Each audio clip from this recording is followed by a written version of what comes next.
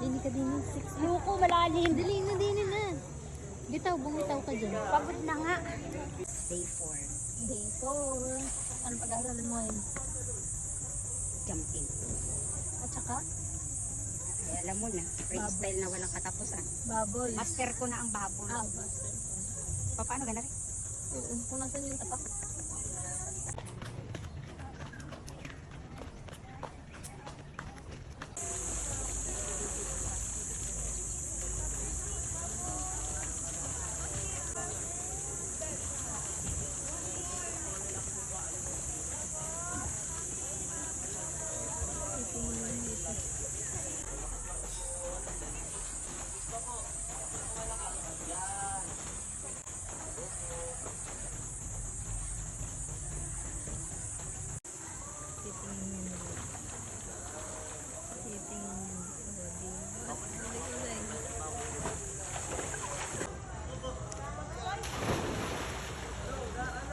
Balance pa, balance.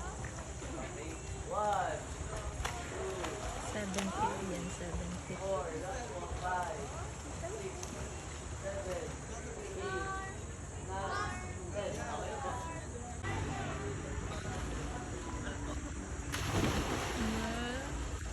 One, Pwede nang tumalo ng falls. 5, 7, 8, 9, 10.